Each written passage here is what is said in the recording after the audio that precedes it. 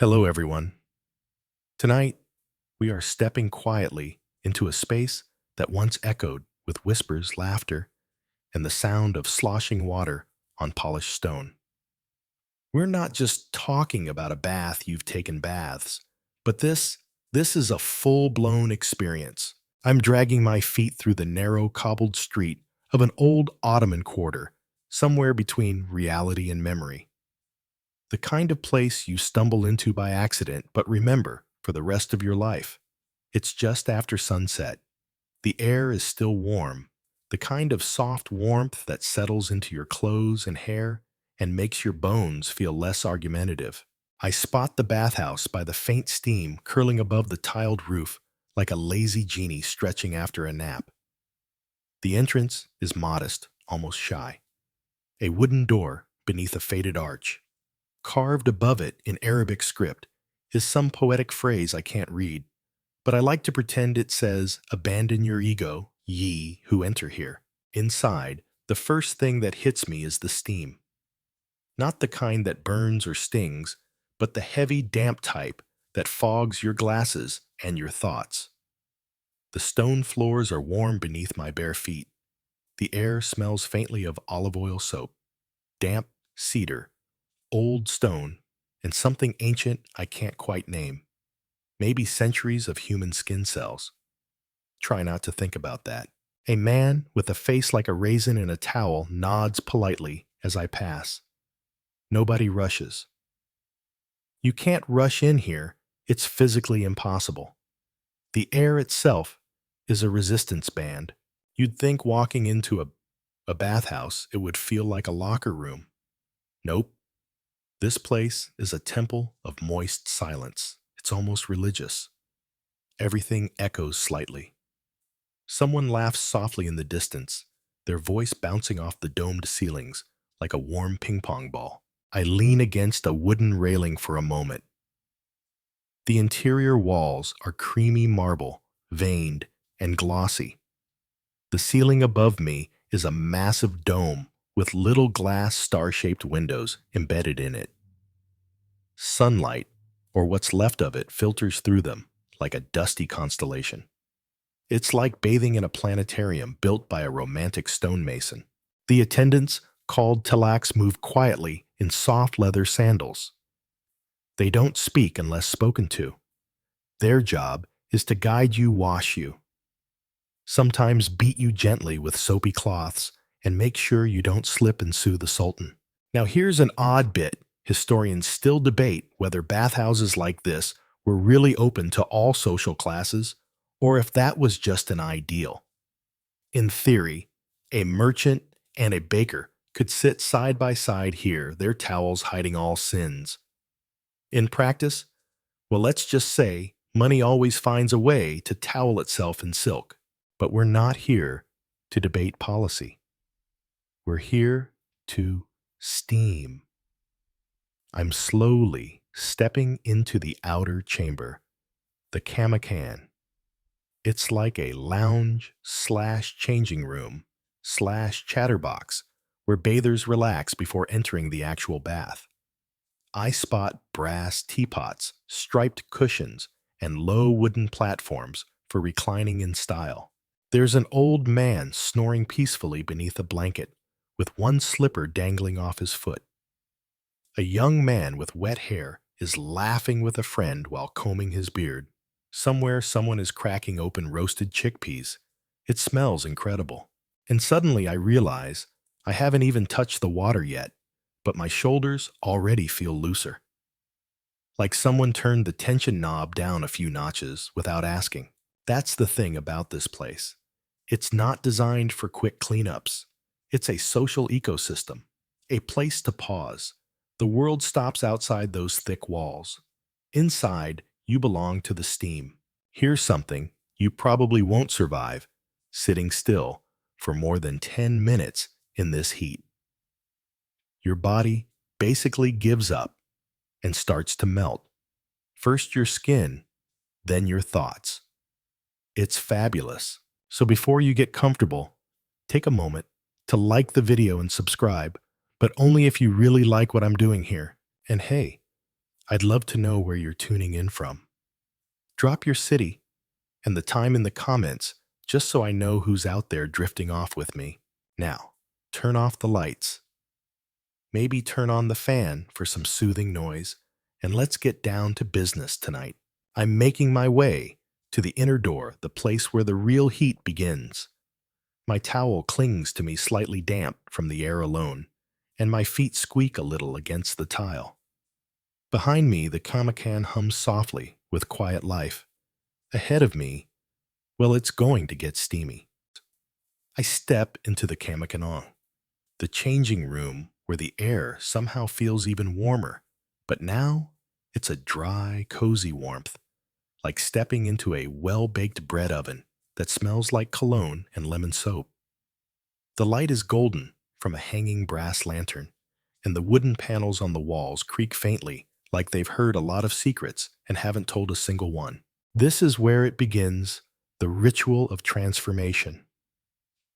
Not spiritual, not dramatic, just deeply human. You remove your shoes, your layers, and eventually your sense of time.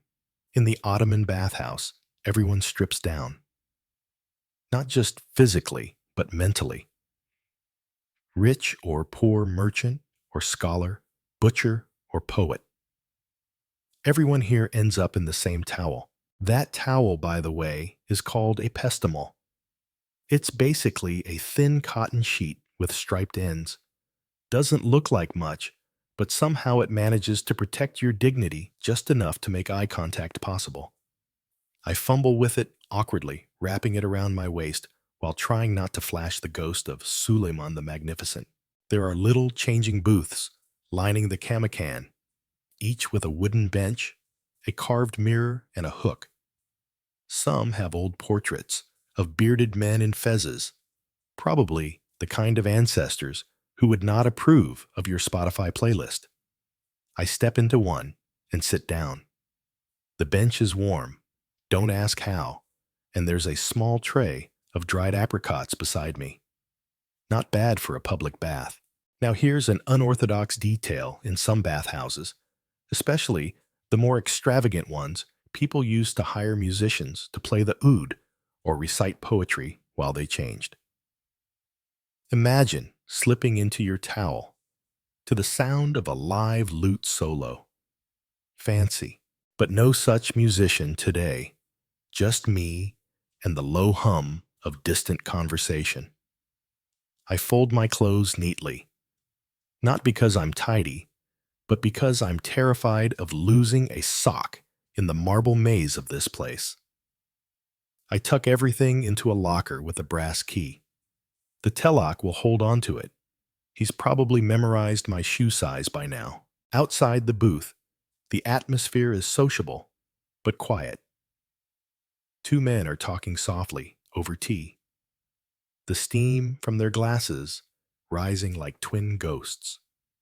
A father helps his young son tighten his pestamol, murmuring something in Turkish that sounds affectionate even without translation. It's sweet in a damp, towel-clad kind of way. Then I see him, the telek. He's maybe in his 50s, wiry with arms like ropes, and a face that says, "I've exfoliated emperors." He's carrying a large wooden bowl filled with soap bubbles and a pair of rubber sandals. He nods once, beckoning. I follow, clutching the edges of my towel like a Victorian debutante about to faint. We move through the Kamakan's side door into a narrow stone corridor. The light changes again, cooler, more diffused, with a flickering glow from recessed oil lamps. The floor is warm beneath my soles, and the walls sweat slightly as if they too are unsure about what comes next. This hallway feels transitional, like the gap between one kind of world and another. On one side of the door, you're a person with tasks, texts, and to-do lists. On the other, you're a human-shaped sponge looking for peace in a very moist place. Fun fact, Ottoman bathhouses weren't just about bathing. They were neighborhood centers, unofficial therapist offices, and sometimes even low-key diplomatic spaces. There are stories of sultans overhearing conversations here that shaped policies. There's even a rumor that one grand vizier settled a land dispute by eavesdropping while pretending to nap on a cushion. Historians still debate whether that was true or just bathhouse gossip polished into legend. The telak stops before a thick wooden door. He pushes it open, and boom, the humidity smacks me right in the sinuses. We're now standing at the threshold of the harem, the hot room. But we're not entering yet. First, there's a basin. Cold water trickles from a bronze spout into a marble bowl. The telak hands me a small copper cup. I scoop up the water and splash my face. It's crisp and shocking. Feels like my brain just rebooted in Turkish. Another quick note, bathhouses were co-ed in shifts, not simultaneously. Men and women came on different days or at different times of day. There were rare exceptions in royal households, but generally speaking, you didn't want to bump into your neighbor's wife while trying to keep your towel from falling off. As I toss back another splash of cold water, I notice a man stepping out of the harem, dripping red-faced and smiling like he's just hugged the sun. He gives me a nod, the kind that says, "Your turn, buddy. Good luck." I take a breath, grip my pestamol, and step forward. But we're not through yet. Just a few steps from that steaming threshold, I pause. Because right here, in this warm, echoing chamber, with its mingled scents of lemon soap and human resilience, I realize something. I haven't checked my phone in hours. I don't even want to, which might be the strangest part of all. Now, if that's not powerful, I don't know what is. The telak waves me forward, and I finally pass through the heavy wooden door into the harem, the hot room. If the kamakan was a cozy oven, this place is a soup pot. The air hits me like a thick curtain of steam. It's warm, wet, and intimate in a way that no air has any right to be. Within seconds, my skin is sticky, my towel is clinging like a needy toddler, and my pores have opened up like sunflowers chasing a humid sun. This room is the soul of the bathhouse. Domed ceiling above marble. Below, and all around, steam, rising in lazy spirals that blur the outlines of people and furniture alike. I see shadowy figures lounging against the walls, legs splayed, arms draped like marble statues too tired to hold a pose. There's a low hum of relaxed voices, the occasional slap of wet feet on stone, and the ever-present drippy, drip, drip of condensation from the dome. The ceiling itself is a masterpiece studded with tiny glass star windows that let in diffused light. It glows softly like moonlight underwater. And get this, those little windows aren't just pretty. They're thermal regulators. Ottoman architects were steam geniuses. I'm led toward the center of the room, where a large round marble platform rises slightly from the floor. It's called the göbek taşı, or belly stone. Flat, warm, and enormous. Imagine a hot yoga mat designed by the Roman Empire and approved by the Ottoman Ministry of Naps. The telak gestures for me to lie down. The surface is radiating a deep, even heat, and as I stretch out on my back, my spine does a little sigh. It's like being slow-cooked in luxury. My skin prickles, sweat immediately forms on my temples, and every thought I've had in the last week dissolves into steam. This is where people talked, where ideas were whispered, where enemies occasionally became allies, and where, if you were really unlucky, your towel slipped mid-sentence. There's something strange about lying down on hot stone in a room full of strangers who are also barely dressed. But somehow, it's not uncomfortable. It's communal. Everyone is equal here. Well, mostly. There's a guy at the far end whose pestamol is embroidered in gold thread. Subtle flex, but I see you. Here's a curious bit. The telaks weren't just washers. They were trained massage therapists, exfoliation experts, and local historians if you caught them on a chatty day. Some of them came from long family lines of bathhouse workers. Being a telek was an actual career path. LinkedIn would have been very confusing back then. I closed my eyes for a moment and let the heat do its thing. Muscles I didn't even know were tight begin to slacken. My ears fill with the whoosh of my own pulse, and I swear I can hear my thoughts slowly unravel like yarn in warm water. Then the telak returns. He's holding a strange-looking cloth bag in one hand and a bucket of warm, soapy water in the other. He dips the bag into the bucket, lifts it out, and then with a flick of his wrist, he snaps it down onto my chest. Boom! A mountain of bubbles explodes out of nowhere, covering me in what looks like the foamy revenge of a vengeful laundry deity. It's called the lif or bubble cloth. It looks harmless, but it works like a balloon filled with fairy dust. The bubbles are scented with bay leaf and olive oil soap, and I smell like a freshly baked herb garden. Hamam. He works quickly, scrubbing and slapping the bubbles across my limbs with a rhythm that's weirdly hypnotic. There's a kind of percussion to it: slap, scrub, rinse, slap again. It's like I'm being massaged by a jazz drummer with spa training. And then comes the kiss, the exfoliating glove. You know how your skin looks pretty clean after a shower? Lies. All lies. This mitt reveals what your loofah has been ignoring. He starts scrubbing my arms, and little gray rolls of dead skin start appearing. It's both horrifying and satisfying. I briefly wonder if this is where I'll meet my end erased like a dirty whiteboard. Odd fact, the casemate is never shared, and in some traditional hammams, people bring their own and carry them around like toothbrushes. It's that personal. Because nothing says intimacy like shared epidermal trauma. As he scrubs, the telak starts humming a tune under his breath. It's wordless and strange, like a lullaby composed in steam. I don't know what it is, but it works. I let my head fall back, eyes closed, bubbles sliding off me in slow motion. A few feet away, another guest sneezes violently and mutters something that sounds like a blessing. In Ottoman times, that might have gotten him a whole legend.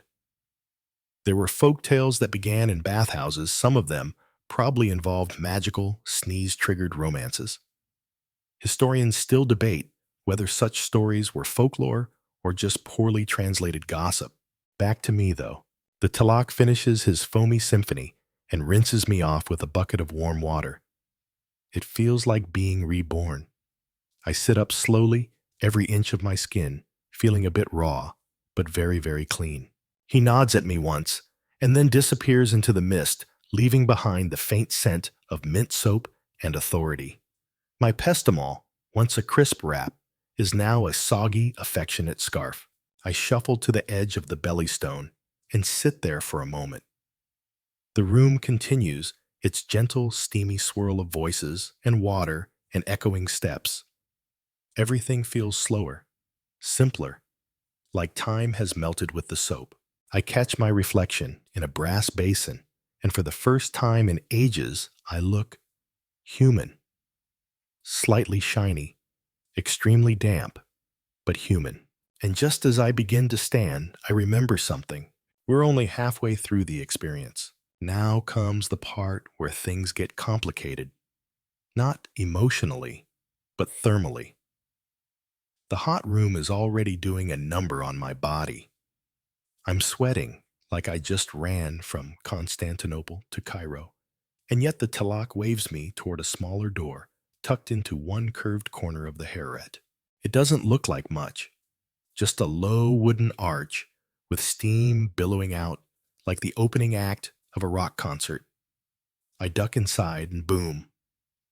This new chamber is hotter, smaller, and somehow more intense. The air is thick, like trying to breathe through a warm sponge soaked in eucalyptus tea. I can't tell if this is therapy or punishment, but I nod politely like I'm enjoying it. This room is what's known as the kulon, the core of the bathhouse's furnace system. Technically, it's supposed to be off limits to guests, but let's just say I've got narrative privileges. The floor is marble again, slick with condensation, and the walls curve inward like the inside of a giant teacup. Fun architectural fact: the genius of Ottoman bathhouses wasn't just in the steam, it was in how they moved the heat. Underneath our feet, vast channels funnel hot air from a wood-burning furnace below, warming the stone's walls, even the very bench I'm sitting on. They called it a hypocaust system, borrowed from the Romans, upgraded by the Ottomans, perfected by centuries of sweaty experimentation. And yet the cold plunge still exists. Why, you ask, would anyone exit a room hot enough to poach an egg? Just to dunk themselves in icy water? Well, that part is coming. But for now, I sit back, close my eyes, and let the heat pour into my bones like syrup. Everything slows down. The sound of trickling water echoes around me. My skin feels like it's pulsing with the rhythm of a sleepy drumbeat. Someone near me whispers about a historical moment that allegedly began in this exact kind of chamber, a tale of a prince who overheard plans of his assassination while hiding behind a towel rack. Historians still debate whether it was real intelligence or overheated paranoia, but still, hot rooms had ears. Eventually, the heat becomes too much. There's a fine line between relaxed and boiled alive, and I just crossed it. I stumble out of the furnace room and back into the harem, gasping, slightly towel-askew, eyes blinking like I've been born again through steam. The telak is waiting with a quiet smile and a knowing look. He points to the final door of this sequence, the soğukluk, the cold room. I nod solemnly, like a gladiator walking into the arena, and follow. Here's where the ancient art of bathhouse balance comes into play. You don't just get hot. You cool down. You transition. You reset. And the best way to do that, a cold plunge. Now, I'm not saying it's mandatory. I'm just saying that every fiber of your body is screaming, don't do this. And yet everyone still does. There's peer pressure, internal pride, and yes, the telak is watching. You do not want to disappoint the man who's been scrubbing royal elbows since 1492. We enter a side room carved in pale stone. In the center is a marble pool, no bigger than a large hot tub. Except, it's not hot. The water is glassy and still. It smells faintly of limes and judgment. I inch forward. My foot hovers above the surface like it's trying to negotiate a treaty. Then I lower it in. Oh no. This isn't water. This is glacial regret. This is what betrayal must feel like if betrayal were a liquid. Every nerve in my body throws a tantrum, and I haven't even gotten past my ankle. The telak raises an eyebrow. I sigh. And then I jump. The cold hits like a slap from the Ice Age. It's awful. It's wonderful. My lungs collapse, my skin tightens. My ancestors scream in every language they ever spoke. But after a few seconds, something magical happens. My brain clears. All the heat, the sweat, the fog, it lifts. I feel sharper, cleaner, more alive. Like I just rebooted my operating system with a splash of Ottoman ice water. Here's a quirky historical twist. Some bathhouses added rose petals or slices of citrus to the cold pools, not for luxury, but to balance the humors.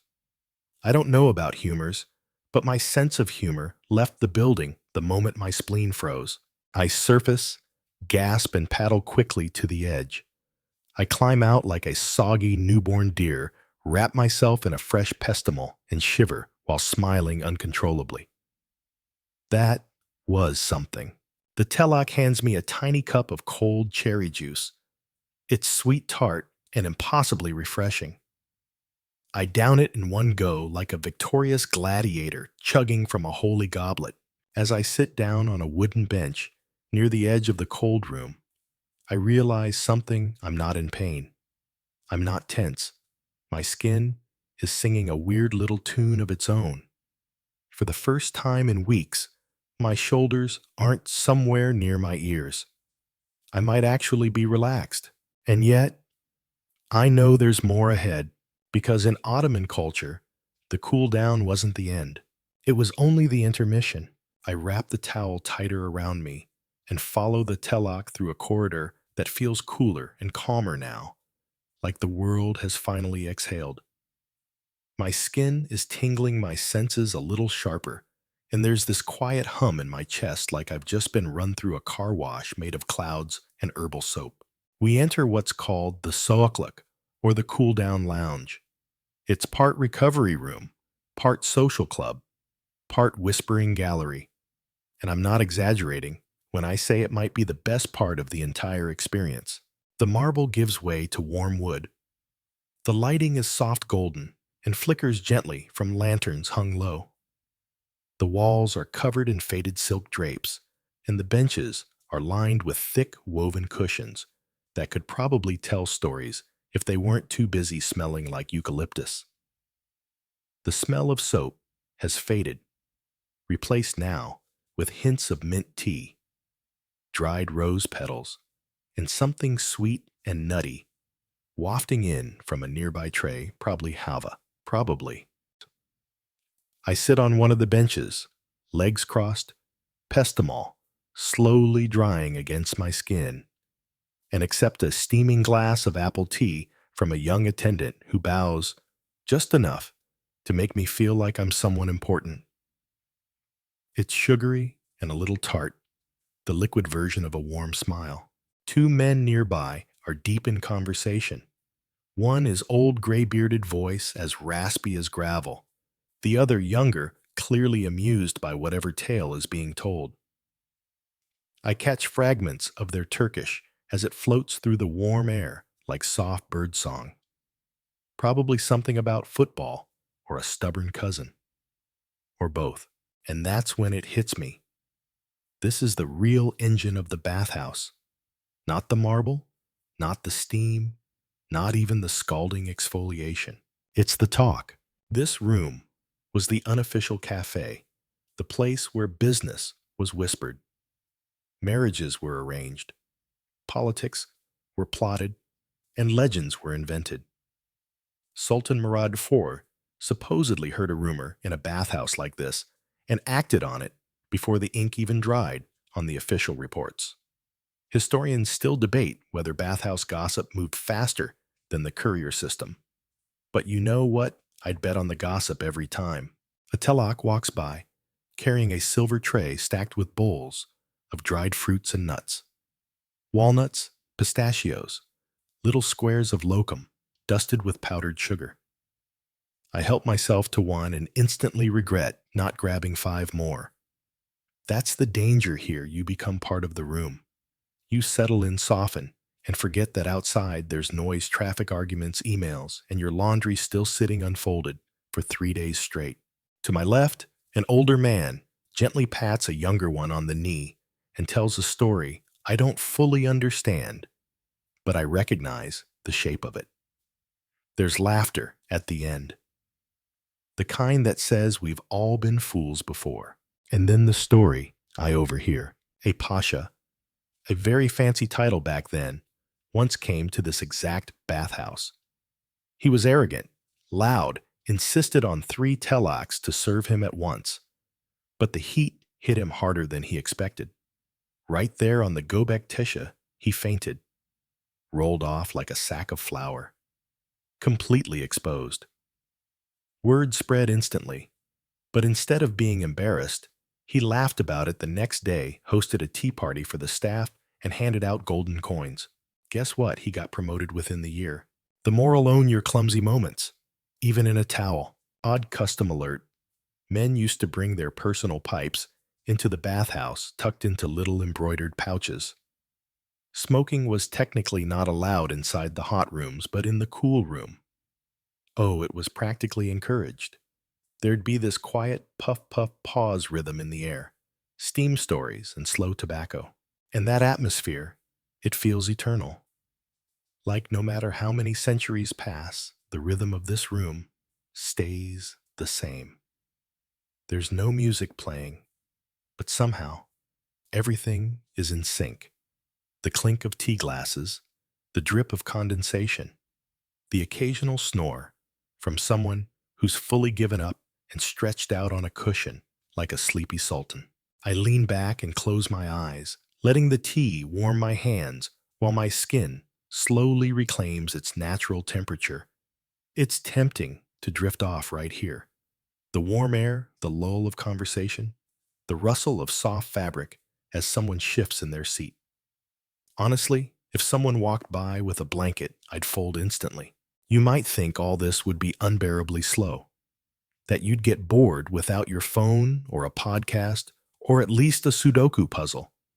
But the weirdest thing happens. You start to listen. Not just to the room, but to yourself, to your thoughts, which for once aren't in a rush to be anywhere else. And that's the quiet miracle of it all. A man across from me raises his tea glass and gives a slow, sleepy nod. I return it suddenly, part of the unspoken society of bathhouse survivors. We've seen some things. We've endured the steam. We've lived through the cold plunge. We've earned this tea. I glance at the domed ceiling once more, the tiny cracks in its surface like veins in an old, wise hand. Somewhere above, the night has crept in stars barely visible through the skylights. But inside here, the world hasn't moved. And for the first time all week, I'm not trying to fix anything, not solve, not scroll, not even think too hard. I'm just steeping. Eventually, the telek returns not in a rush, just that same unhurried towel-silent glide across the floor and nods again. That's the signal. Tea time's over. Naps postponed. We're not done yet. I rise from the bench bones, looser than they've been in years, and follow him into another chamber, one that hums with a softer sort of energy. This room is different. It's cooler than the Harriet, but still warm, still wrapped in steam. Light filters through stained glass panels high above, tinting everything with delicate shades of amber and green. In the center, more wooden benches line the walls, and a gentle fountain trickles in the corner, creating the kind of background sound that makes your eyelids heavy in the best way. I sit again, and without a word, the telak begins to massage my shoulders. Now listen, I've had massages, chair massages, mall massages, guilt trip from my friend who just got certified massages. But this is something else. His hands are firm practiced, like he's untying knots I didn't know I'd inherited from generations of anxious ancestors. Apparently, in Ottoman tradition, these massage techniques were passed down like recipes. Some telaks had secret moves they only taught their apprentices after 10 years. No pressure or anything. He works my back, then my arms, and it feels like someone is pressing the stress out of me, like air from bubble wrap. There's a rhythm to it, punctuated by soft slaps and thuds, the occasional knuckle roll along the spine. It's not always gentle, but it's good. The kind of good that makes your mouth open slightly even if you're trying to look dignified. Quick side note, in the heyday of Ottoman bath culture, telaks were prized professionals. Wealthy families had their favorite guy, and some telaks had unofficial rankings like the Michelin stars of shoulder pummeling. Historians still debate whether one telak from Bursa really did have royal clients lined up for his 5-step elbow sequence, but his legend lives on in bathhouse lore. Anyway, as my muscles melt, I glance around the room again. This is where the conversation deepened. Earlier people talked about the weather, the market's a cousin's engagement. But here, after the massage begins, words slow down. The tone drops. This is where you whisper your regrets, your dreams, your suspicions about your neighbor's donkey being stolen last Tuesday. Ottoman bathhouses weren't just places to clean up. They were the emotional engine rooms of the neighborhood. People got vulnerable in here. Friendships were made disputes, settled, schemes hatched. Think of it like the coffee shop therapy office and public forum of its time, only everybody was damp and half-dressed. There's one story, probably myth, possibly true, about a prominent vizier who learned he was about to be replaced, not from a scroll or decree, but from a servant murmuring about it in the massage room. Instead of panicking, he tipped his telak handsomely and used the next 3 days to line up allies. When the official letter arrived, he'd already engineered a counter-decree. Moral of the story: listen to people with towels. They know things. The telak finishes my shoulders and moves to my feet. Oh boy. I brace myself. Ottoman foot massages are not the gentle lotion-smooth spa moments you might know. They are strategic assaults on stress. He pinches, rolls knees, hits a pressure point so precise I nearly confess to crimes I've never committed. But by the end of it, I'm not even mad. I feel like a rug that's just been beaten clean, stunned, but better. Then he pats my shoulder. Done. No applause, no tip jar. Just that quiet, steam-filled grace. As he walks away, I lean back and let the moment stretch. There's an older man across the room reading a book. His glasses keep fogging up, and he wipes them absent-mindedly with a corner of his pestle. Behind him, a young guy is writing in a little notebook. Maybe a poem, maybe just a grocery list. Doesn't matter. In here, everyone's thought becomes a little more golden, a little less sharp-edged. Now here's the odd cultural note for this part of the experience. There were etiquette rules even here. No loud laughter, no arguing, and certainly no flirting across the massage room unless you were willing to be slapped gently with a birch branch by the bathmaster. Yes, really. Also, tipping was not just appreciated, it was expected. There's an old phrase, he who gives no coin leaves with no soul. Bit dramatic.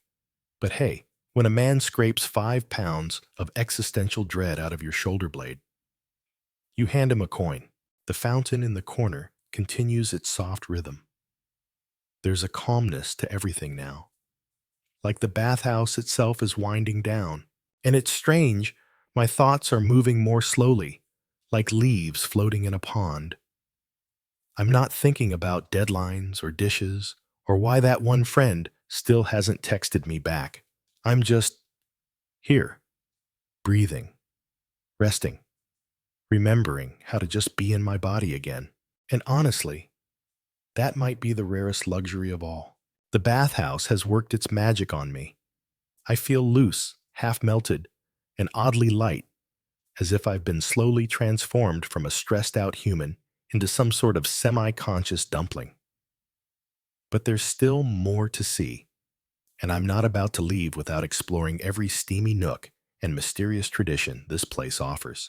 This morning was for the men, but tomorrow, it's Women's Day at the Hamam. And thanks to the power of historical imagination and the fact that I control the narrative, I get to slip through time and tradition to take a peek. Now, don't get any weird ideas. This is not a voyeuristic fantasy. This is anthropology. With soap, women's days at Ottoman bathhouses were events, not errands. These were hours, sometimes entire afternoons, of social ritual aesthetic elevation and subtle political theater. They didn't come here just to get clean. They came to be seen. Picture this. The Kamikon is now alive with bright silks, jingling jewelry, and the scent of jasmine and rosewater. Instead of quiet nods and bare chests, there are bursts of laughter, the clink of tea glasses, the swish of heavy embroidered robes being artfully shed before the pestimals come on. And the gossip, oh the gossip. Weddings, dowries, new neighbors, runaway cats, the spice seller, who's definitely been watering down his cinnamon. These women weren't just soaking in heat. They were soaking in intel. One odd fact, women used to schedule henna parties in the bathhouse. Picture a bride-to-be perched on a cushion, surrounded by friends, applying fragrant orange-brown designs on her hands and feet, all while sipping syrupy sherbet and humming old folk songs. Honestly, that sounds better than most modern bachelorette parties. But make no mistake, this was not always lighthearted fun. The bathhouse could be a very serious place for social maneuvering, rival mothers-in-law sizing each other up from across the belly stone, sisters whispering about inheritance plans. A well-timed compliment could seal a future marriage contract. A poorly timed joke could exile you from 3 dinner invitations. There's a half-famous tale, definitely more myth than fact, about a merchant's wife who pretended to faint in the hot room just to see which of her rivals would rush to help her. When the woman she suspected didn't, she reported her to the Hamam for having an icy heart. Historians still debate whether this was ever recorded formally or simply became a long-running bathhouse parable for watch who you trust. Back in the women's harem, the atmosphere was warmer in every sense, softer. You'd hear lullabies being hummed, children splashing in a side pool, a grandmother brushing her granddaughter's hair, while giving unsolicited advice about husbands and lentils. But there was also an edge. Because these rooms were full of power, not the sword-wielding kind, but the quieter, more dangerous kind.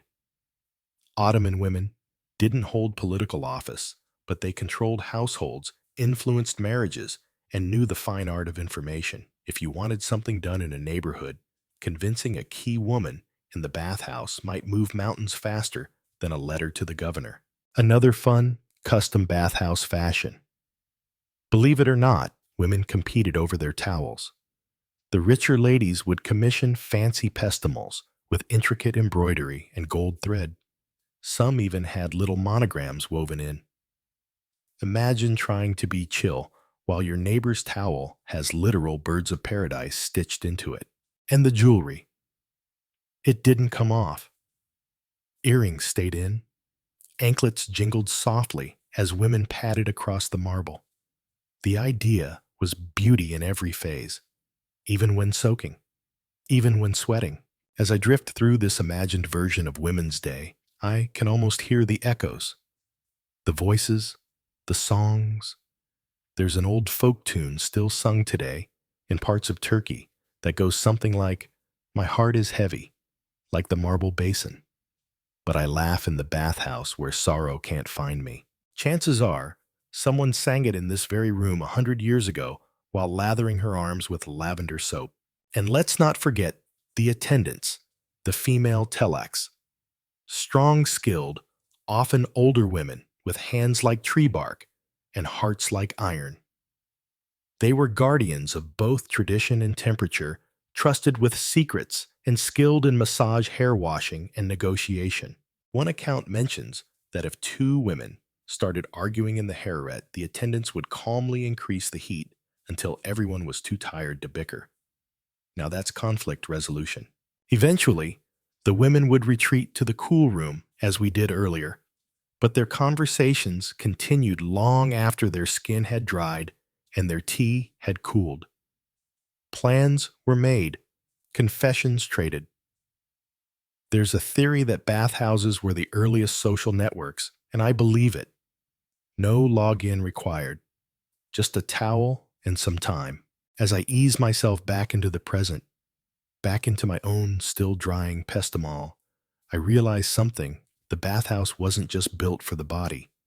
It was built for belonging.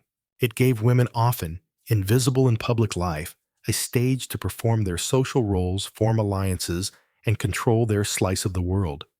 And all of it wrapped in soap bubbles, steam, and the warm echo of laughter off stone. So next time you see a marble basin or a puff of steam rising from a quiet roof, don't assume it's just about getting clean. It might be the site of the most powerful whispers in town. The steam has mostly settled, but there's still more story beneath the marble. I'm wandering again, towel loosely tied skin, slightly pruny feet warm on the polished floor when the telok gestures toward another hallway. This one leads into a quieter, dimmer space, less glamorous maybe, but no less important. This is the part of the bathhouse rarely spoken about, the backstage. Behind every smooth stone wall and every pool of perfectly warm water is a maze of boilers, tunnels, chimneys, fire pits, and human effort. The Ottoman bathhouse might feel effortless on the surface, but beneath it, there's a lot of sweating going on, and not all of it is therapeutic. We're now stepping into the world of the Kulan, the furnace chamber. And no, it's not where people go to relax. It's where people go to work. Hard. The Kulhan was run by stokers, or Kulhancha, often unseen but vital. These were men tasked with keeping the fire going day and night through rainstorms, sandstorms, and sultanic mood swings. Their job: feed the fires, regulate the pressure, and make sure the entire bathhouse didn't turn into either an ice rink or an oven explosion. And let me tell you, it wasn't a glamorous job. These men lived in constant heat, their skin often sooty, their clothes damp from sweat and smoke. But they were the silent gods of the hammam. Without them, the hot rooms were just stone boxes. You might never see them, but you'd feel them in the steam. Here's a fascinating bit. The temperature in each part of the bathhouse had to be carefully calibrated, hot enough to open pores, but not so hot that people dropped like fainting goats. Cold enough to refresh, but not so icy that you sued for frostbite. The stokers used small air vents, rotating wood types, and even damp towels placed near pipes to nudge the heat just right. And get this, some stokers worked in silence for decades. No names recorded. No glory. Just quiet devotion to temperature. Historians still debate whether one legendary bathhouse in Edirne was kept running by a single family line of stokers for 200 years. There are journals, ledgers, some old coins, and a lot of steam-stained mystery. Now let's talk about design, because this bathhouse didn't just happen, it was built, and probably not by chance. In the Ottoman world, the greatest name in architecture is Mimar Sinan. If you're into domes, arches, and thermal perfection, Sinan's your guy. He's the brain behind hundreds of mosques, bridges, and yes, bathhouses across the empire. Think of him as the Michelangelo of marble plumbing. One of his secrets: hidden chimneys. These vents, barely visible in the walls, let hot air rise from the kulhan, up through the structure heating walls and even ceilings. It was like radiant floor heating. In the 1500s, tell that to your overpriced condo. He also designed acoustic tricks like domed ceilings that softened sound, letting whispers linger and echo like the end of a lullaby. Every drip of water, every scrape of a kismet became part of the bathhouse's eternal soundtrack. But here's what really floors me: water circulation. Bathhouses like this used gravity-fed aqueducts to pull fresh water in and send used water out, all without pumps. It was a kind of hydraulic ballet choreographed by engineers wearing robes and turbans, and they nailed it. And remember those belly stones. They were preheated, not just by the ambient air, but sometimes by embedded copper plates connected to the fire channels. That's right, ancient underfloor heating. The Ottomans would crush your Airbnb listing. As I walk through the quieter passages, I see narrow stairwells, soot-marked ceilings, and even an old metal hook where a lantern used to hang. The smell here is different. More smoke, less soap. It's the smell of effort, of legacy. There's something humbling about seeing the gears beneath the velvet. And while I'm here, I imagine the stokers at work. Hands blackened, faces, glistening, whispering jokes no one ever hears. They weren't the face of the bathhouse. But without them, the face would have frozen or boiled off.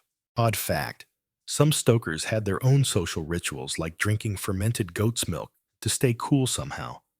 or tossing herbs into the fires for aromatic luck. One Turkish poem even refers to stokers as the unsleeping brothers of the flame. Now that's a job title. Eventually, I loop back to the public areas. The air smells sweeter again. A young attendant is placing fresh towels in a stack that looks artfully casual, and there's the soft shuffle of feet as another guest enters the cool room. And I can't help but think we often notice only the things that shine, the domes, the bubbles, the fountains.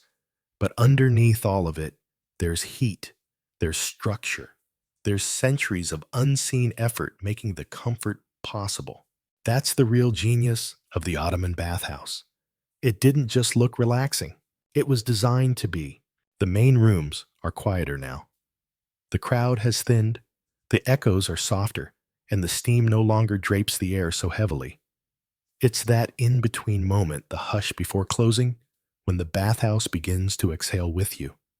But instead of leaving, I sit again on one of the wide marble benches and let the atmosphere wrap around me like a wool blanket you forgot was warm. And while I'm here comfortable, half dry, probably too relaxed to form original thought, I notice something I didn't pay attention to before. The rules. Not the signs on the wall kind, the unwritten kind. The etiquette passed from shoulder to shoulder, generation to generation, whisper to towel. For starters, no splashing. This isn't your cousin's pool party. It's a shared sacred space. Splashing here is like burping in a cathedral, and no talking loudly unless you want every eye in the room to turn toward you with the full weight of 8 centuries of side-eye. Conversations are low intimate, whispered even.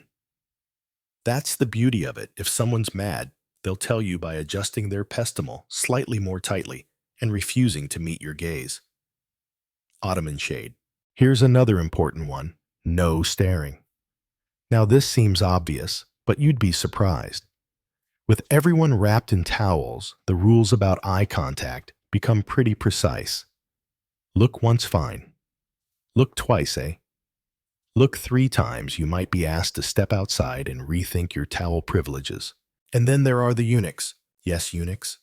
Stay with me. In many Ottoman-era hammams, especially those attached to royal palaces or large mansions, there were eunuchs, usually African or Balkan men who managed the logistics, carried messages, and oversaw security and etiquette inside the women's quarters or on designated days. They weren't there to bathe, they were guardians, stewards of boundaries. In a weird way, they were like human protocol reminders and slippers. They'd walk with trays balanced on their fingertips, deliver gossip with the elegance of a ballet dancer, and ensure everything from towel storage to tea temperature was exactly as expected. Some were feared, some were beloved. Many held real influence behind the scenes. There's a story of one eunuch who, during a major celebration in the palace baths, corrected a visiting noblewoman's behavior by simply clearing his throat and lowering his tray. She left within the hour. Historians still debate whether this was an expression of disapproval or just indigestion. Either way, message received.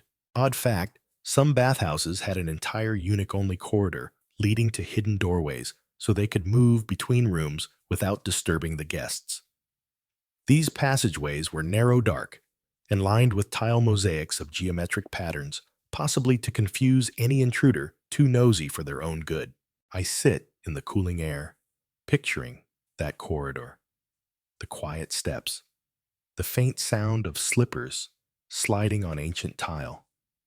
It's almost cinematic. But we're not done yet, because with all this etiquette, all these invisible boundaries, what fascinates me most is the paradox. The bathhouse was one of the only public spaces where everyone was nearly naked, yet no one felt exposed. In a society with strict hierarchies, titles, wealth, robes, turbans ranked the bathhouse, stripped it all away. Literally.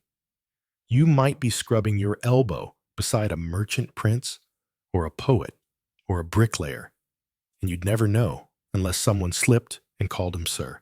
There's something powerful about that, almost democratic, or at least steamocratic. I watch as a man near the fountain slowly packs up his belongings. He's older, maybe in his 70s, moving carefully, but without help. He folds his towel the same way someone folds a flag neatly reverently. Then he takes a small mirror out of a cloth bag and trims his beard right there, using the reflection from a copper basin to guide him. There's no urgency, just the ritual of tending to oneself, as if the body deserves attention, not because it's new or young or shiny, but because it's his. This place teaches you that. It reminds you that your body is something you live in, not just something you decorate for others. And maybe that's why people kept coming back. Not just for the massage, or the gossip, or the apple tea, but because in a world full of armor, social, emotional, spiritual, this was the one place where the armor came off, and you didn't need to apologize for how tired you looked underneath it. Even now, centuries later, there's a kind of dignity in that. I finished the last sip of tea. The sugar clings to the bottom of the glass like a little reminder that life is always sweeter than we expect.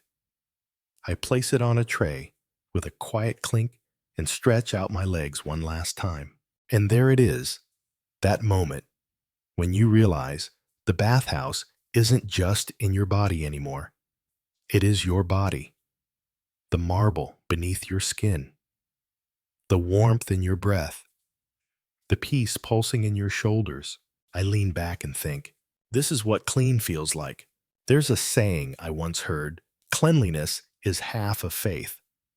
And whether or not you take it literally in this place, it feels like more than just hygiene. It's like the bathhouse is washing things off you that soap alone could never reach. But now, I'm standing in the entryway again, where it all began. Damp, slower somehow, towel clutched loosely at my waist. The same wooden walls, the same constellation windows in the dome, but the air feels different. Or maybe I do. Before I leave, though, there's a small ritual that remains. Tipping. Tipping in the Ottoman bathhouse wasn't a stiff handshake and a mumbled thank you. It was ceremonial, personal, often quiet, but always understood. You gave coins to the telaks, sure, but not just for their service. It was for the experience, for their hands, their silence, their attention. And depending on the bathhouse, the coins were often placed not into a jar, but into the folds of their towels, or discreetly dropped onto silver trays without eye contact. There's a weird elegance in that. You say thank you with gesture, not just words. I find my way back to the changing booth. My clothes are where I left them, miraculously still dry. Well, dry-ish. The mirror is fogged, of course, and I draw a lazy circle in the condensation just to prove I was here. I dress slowly. It's like my limbs aren't entirely ready to resume their usual roles. My shirt sticks slightly to my back in the most comforting way. But even as I button up, there's a part of me that wants to stay wrapped in that pestimol just a little longer. Because out there, beyond the arched doorway and the cracked stone steps, the world is moving again. Clocks are ticking. Horns are honking. People are refreshing their inboxes like they'll find peace in a spam folder. And I'm not sure I'm ready for it. There's a moment, a real moment, where I pause in the doorway, half in the bathhouse, half in the outside world, wondering if I should turn back. Maybe have one more tea. Sit 5 more minutes. Just watch the light spill through the dome a little longer. But I know I won't, because part of what makes the bathhouse sacred is that you leave it. If you stayed, it would stop being a ritual and start being a retreat. And you can't live in retreat. You've got to re-enter the day, the world, the beautiful, annoying, scroll-heavy, laundry-filled world. Odd historical twist. Some bathhouses had a tradition where you'd receive a small token when leaving: a clove-studded lemon, a single date, a pressed sprig of rosemary. Just a small thing to carry with you, a scented memory, something to hold between your fingers as the outside air cooled your cheeks. And honestly, I kind of wish I had one now. Instead, I have steam in my lungs, softness in my joints, and the knowledge that somewhere behind me, water is still trickling marble, is still warm, and someone is sitting on that belly stone, wondering if this is the cleanest they've ever been. The attendant at the door gives me a quiet nod. I return it, not because I've memorized the custom, but because it feels right. I step into the street. The sky is darker now, deep twilight shading into navy, the stars beginning to appear like timid musicians tuning before the show. The stones beneath my shoes are cool, but not unfriendly. Somewhere, someone's making bread. I can smell the yeast on the breeze, and as I walk home slower than usual, the city feels just a little quieter. Or maybe I'm just a little louder on the inside. That's the strange gift of the bathhouse. It doesn't just clean your skin. It retunes your soul. And even though I've left the marble behind, the warmth lingers. It always does. Let's go back inside just one last time. Not through the main entrance this time, but around the back, down a narrow alley paved with uneven stones and forgotten flower pots. This is where the workers came in. The ones who kept the place humming like a kettle. The people whose names you never read in history books. And as I step through the old wooden door and into the low hallway, I can't help but think what happened when the steam ran out. Because of course, it did, eventually. You see, Ottoman bathhouses had their golden age. They were once everywhere. In cities, villages, palace courtyards. They weren't luxury. They were infrastructure, like fountains or bread ovens. You could map a neighborhood by its mosque, its market, and its bathhouse. But then, things changed. The empire modernized. Water came into private homes. Indoor plumbing was no longer a fantasy, but a fact. And suddenly, people didn't have to go out to get clean. They could do it alone, quietly, privately. And just like that, the hammam, this communal, steamy, gossip-filled, towel-wrapped miracle, started to fade. Some were turned into storage rooms. Others became cafes or warehouses. A few were outright demolished, their domes collapsing under the weight of forgetting. One story tells of a bathhouse in Anatolia that was sealed up, entirely locked, and shuttered for decades until a renovation team stumbled on it in the early 2000s. They broke through the old bricks, and inside, they found the belly stone still whole, still warm somehow from the afternoon sun, filtering through a tiny glass star overhead. Historians still debate whether that heat was real or just poetic optimism from the man who discovered it. Either way, I want to believe. There's something heartbreaking about a bathhouse gone cold. The echo's gone, the marble dry, no laughter bouncing between the arches. Just silence and dust, but not all of them vanished. In Istanbul, in Bursa, even in some parts of the Balkans, you'll find bathhouses that survived. Some were restored with UNESCO funds, others by passionate locals who remembered going there with their grandparents. A few operate like they always have towels folded at the door, soap bubbling in bronze bowls, and the same Telak families carrying on the craft. I visited one once, a smaller hammam, tucked behind a rug shop in Edirne. It wasn't famous. No celebrities. No fancy tea service. But it had what mattered: warmth, water, and welcome. There was a man there named Osman who'd been working in that bathhouse for over 40 years. His hands looked like they could crush walnuts, but his voice was soft like rice simmering. He told me over tea that the hammam is where people remember how to be human. I didn't ask what he meant. I just nodded, because I think I knew. Odd historical note, some bathhouses had libraries, tiny ones, just a few shelves usually tucked near the kamakan. Books about herbal medicine, dream interpretation, Sufi poetry. Guests would read while waiting for their massage or while cooling down. Words and water, an unexpectedly perfect combination. I love that. A place where you could cleanse your skin and feed your mind, all while wrapped in a towel. Try finding that in a gym locker room. And then there are the whispers. Not literal whispers, but the stories the walls remember. They say that in some of the oldest hammams, if you sit in the corner of the belly stone just right, with your ear against the marble, you can hear faint echoes of conversations long past. Not words exactly, more like murmurs. Breath laughter, the rustle of fabric, the soft splash of water. It could be imagination, could be acoustics, but it feels real. The idea that a building, not just a person, can remember something. Maybe that's why even in places where the bathhouse has vanished, its spirit lingers. In the new spas with their glass walls and playlist-curated atmospheres. In the tea shops with fogged windows.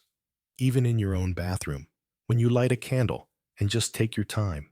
It's not the same, of course, but the principle survives. Slow down. Let it go.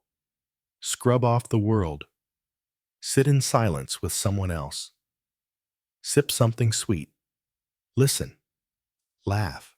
Repeat. I don't leave the bathhouse. Not yet. Not completely. Instead, I find myself lingering in the kamakan, the changing hall, that great wide room where everything begins and ends. I settle into a corner bench, pestamol loosely draped over my shoulder, one bare foot tucked beneath the other leg, like I've been here for centuries. The light from the ceiling dome has changed again.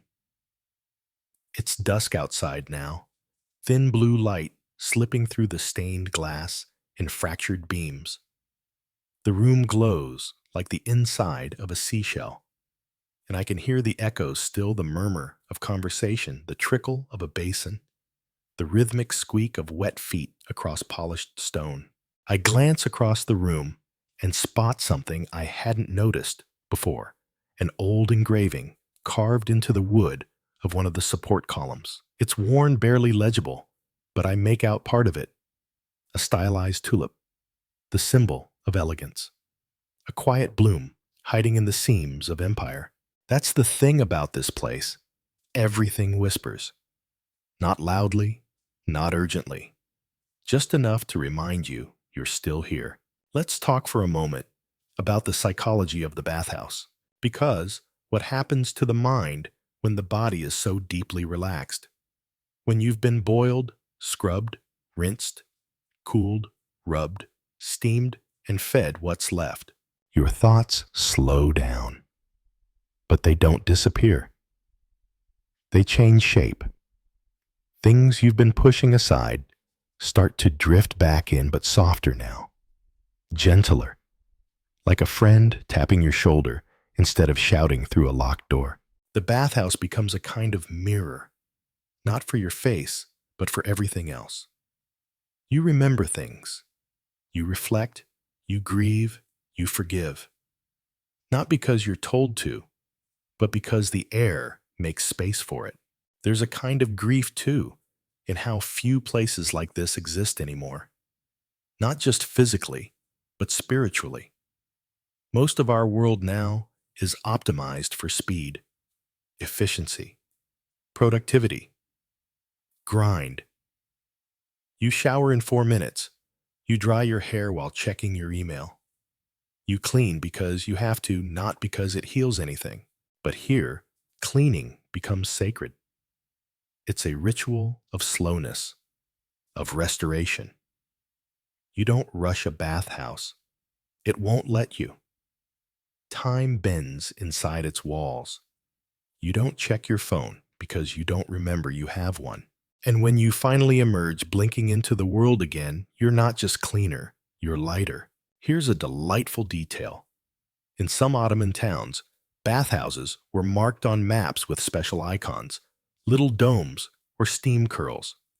They were like warm punctuation marks in the rhythm of a city. You could almost plot the emotional temperature of a neighborhood based on its proximity to a hammam. Historians still debate whether bathhouses helped lower community tensions overall, but I'd like to see a data set comparing weekly massage sessions to crime rates. Just saying. Across the room, another guest rises. He moves slowly. Not because he's old, he's probably in his 40s, but because speed feels inappropriate now. Rushed motion would feel rude, disrespectful, like turning the page before the chapter's ready to end. He walks to a wall shelf and picks up a little silver mirror just big enough to see his face. And he stares at it, not with vanity, but with curiosity, as if checking who's looking back now. And I get it, because he is different now. We both are. There's a moment after the bath, after the tea, after the towel has stopped clinging, and the heat has faded from your skin when you become very still. Not sleepy, not restless, just present. Odd bathhouse superstition. In some rural areas, people believed that if you lingered too long after your bath, your soul might become too relaxed to follow you home. So they'd clap once or twice at the door gently to wake the spirit and remind it, hey, we're leaving now. I smile at that, and for a second I wonder if I should clap. But no, not yet. I stay seated a moment longer, soaking up what's left. The air is cooler now. The towel I'm wrapped in smells faintly of ruz and old linen. Someone brings a final cup of tea, lukewarm perfect. I sip it slowly, samahi. And in the background, the bathhouse continues to breathe, because even though I'll leave soon, it never does. The tea is nearly gone, and the kemakan has fallen quiet. Only a few guests remain scattered like punctuation at the end of a long, steamy sentence. Some are dozing, their heads resting against rolled towels, the occasional soft snore punctuating the stillness. Others just sit like me, lost in their own vapor-drenched reveries. And then I hear it. Faint, at first. A sound I didn't expect, but somehow needed. A song. It's not loud. It rises from one of the side rooms, maybe sung by a telak finishing his shift, or an older guest recalling something from youth. It's a folk tune, something traditional and melancholic, carried on the steam like a forgotten letter.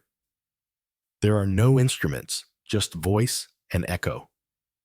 A melody soaked in soap and memory. It floats through the air like incense curling around corners, brushing past the brass lanterns and settling quietly in my ears. It's the kind of song you don't need to understand. You feel it, like warm water down your spine. Historians still debate whether bathhouses often hosted music, or if that's a romantic exaggeration. But every time I hear that claim, I think, if not here, where, because this space, this architectural lullaby of stone and steam, it begs for a soundtrack. And if it happens to be a voice slightly off-key, carried by the bones of the building, even better. It's a lullaby for grown-ups. The singer stops. No applause, no acknowledgement.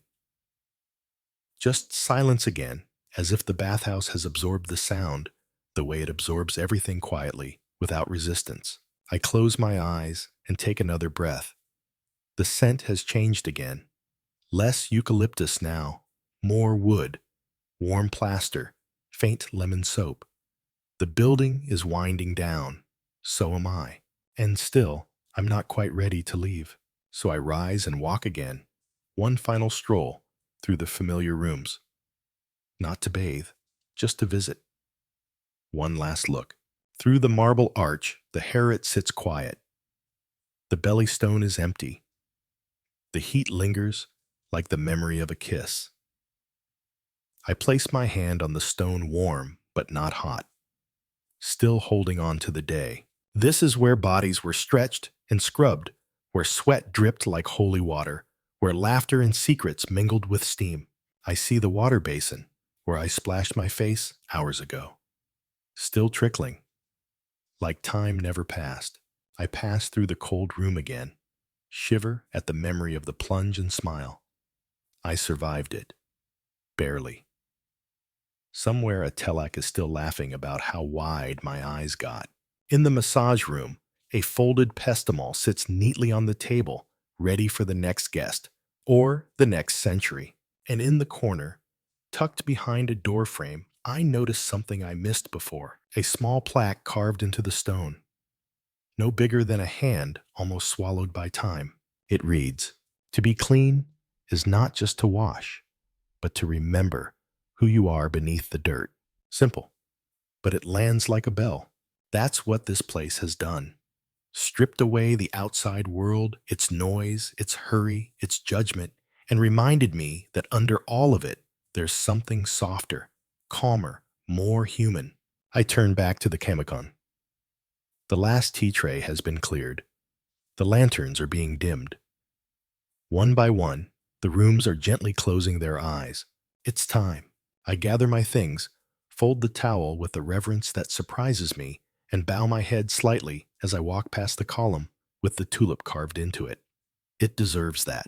Outside, the night has deepened. The city feels slower. The air cools my skin in a way that makes me remember every warm touch inside. And even though I'm leaving, I know the bathhouse is still there, waiting, soaking, dreaming. Because while you can walk out, a part of you always stays inside. The clean part, the soft part, the quiet voice that says you've made it through today and tomorrow can wait. Night wraps itself around the city like a blanket you forgot you loved.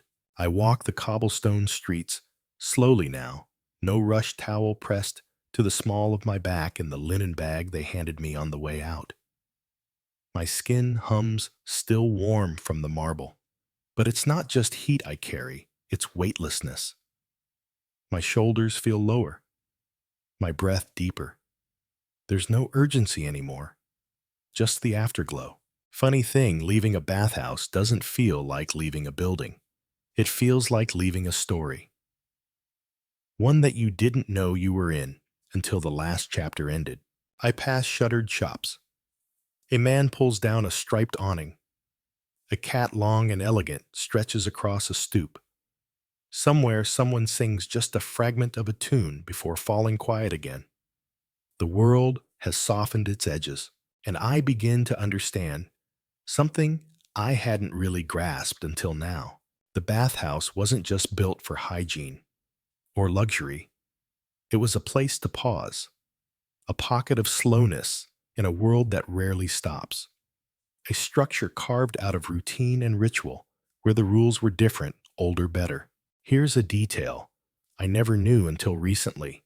When Ottoman cities planned new districts, the bathhouse was built before most of the homes. Imagine that. Before you got your roof, you got your steam. Cleanliness wasn't an afterthought, it was the foundation. And even more curious, in some towns, bathhouses were also considered emergency shelters. Floods, fires, snowstorms, when danger came, people ran to the hammam. Its thick walls, central location, and warm interior made it a haven. It makes sense. After all, what better place to be scared or tired or uncertain than somewhere you've been scrubbed clean and served tea? Historians still debate whether one massive fire in 17th century Istanbul was partly contained because people sheltered in a bathhouse for 3 days and coordinated their response from the massage room. I hope it's true. It's the kind of story Steam would remember. I pause at a corner and glance back. I can still see the faint outline of the dome silhouetted against the navy sky. A little glow from a lantern at the entrance. A breath of steam escaping into the cool air like a sigh. I know someone else is inside now. Maybe a traveler like me. Maybe a local who comes every Tuesday without fail. Maybe someone who's just had a long day and needs a reminder that quiet is still possible. I think about the people I saw, and inside the man trimming his beard, the telak with the weathered hands, the singer whose lullaby still echoes in my mind. All strangers, all part of the same warm silence now. And isn't that the beauty of it? The bathhouse isn't about conversation or cleansing or even comfort. It's about sharing space, sharing silence, sharing softness. In a world where everything demands something from you, your time, your energy, your attention, the hammam offers nothing but space to breathe. No phones, no agendas, just you, your towel, and a body that gets to just be for a little while. Odd fact, some Ottoman poets used to write verses specifically meant to be read in the bathhouse. Not epics, just short reflections. Lines like, "The water remembers your name even when you forget it." In steam, the truth arrives naked. Your shadow disappears, and still you are here. No drama, just presence. I turn the corner and begin walking toward my home or hotel or whichever place will hold my body tonight.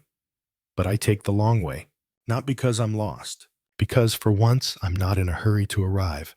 My skin smells faintly of bay leaves and lemon. My thoughts drift like steam, escaping a cracked tile. And for the first time in what feels like years, I know I'll sleep well. Because the bathhouse didn't just rinse my body, it wrung out the noise. The streets are nearly empty now, just the soft hush of nightbirds and the occasional clink of dishes behind a shuttered cafe. Somewhere a dog barks once, but even that sound feels muted, distant, like the city itself is winding down, stretching its limbs under the weight of sleep. I keep walking, slowly, because I know what's coming, the return. Not just to the room or the bed or the waiting pile of unfolded laundry, but the return to regular time, the rhythm of emails, schedules, ping, buzz, scroll, repeat. And yet I feel ready in a way I wasn't before. There's a stillness inside me now, like a warm stone tucked into my chest. Not loud, not dramatic, just there. I finally reach the steps leading to where I'm staying. Not a palace, not even particularly quiet, but tonight it might as well be a sanctuary. I unlock the door, step inside, and close it gently behind me. The air inside is cooler than I expect. I take a moment to stand there, eyes closed, and let my body remember everything. Every temperature shift, every scrape of the kizé, every sound of dripping water bouncing through ancient stone. And then I do something I almost never do. I don't check my phone. Instead, I pour a small glass of water. I sit by the window, and I just sit. My skin is still warm. My shoulders still ache a little in the good way. My thoughts drift back to the bellystone, the tea, the quiet looks between strangers who suddenly weren't strangers. It's strange, isn't it? You go to get clean, and you come out with clarity. And I wonder how many other places are like that. Not many. Not enough. Because a bathhouse isn't just a building. It's a pause, a shared exhale, a place where people show up tired, scattered half done, and leave a little more whole. Odd tradition, this one. Some bathhouses used to ring a soft bell at closing time. Not a loud clang, just a single chime, the kind that said, "You've had enough. The water will wait for you. Go now." And so I do. I lay down, still damp, still wrapped in the echo of marble and murmurs. And in that moment, just before sleep, this thought lands like a feather. The bathhouse is still there. The steam still rising. The tea still poured. The whispers still shared. And any time I need to, I can return. Not with a plane ticket, just with a breath. A slow one. The kind that says, "I'm here. I'm soft. I'm clean." Let your breathing slow now. You've been through the heat, the soap, the cold, the tea. You've sat on the warm stone, watched the steam curl like incense, and felt the silence press gently against your ribs. Now, let it all fade. Let your limbs soften. Let your muscles let go. Let your thoughts drift like tiny bubbles, rising to the surface. No need to chase them. Just watch them float and pop. Outside your room, the world still buzzes. But in here, there's no noise.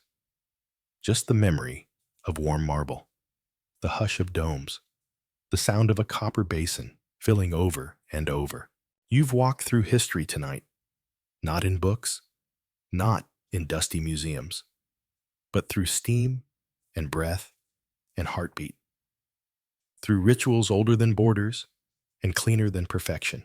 Maybe tomorrow you'll wake up and still smell the faintest trace of rosewater on your pillow. Maybe not, but something will remain. The bathhouse has given you something, not just clean skin, but calm. Now close your eyes. Let your weight settle. You don't have to be anywhere. You don't have to do anything. Just this, just here. Let the water go still. Let the dome darken. Let the door close. And sleep soft and slow in the warm arms of memory.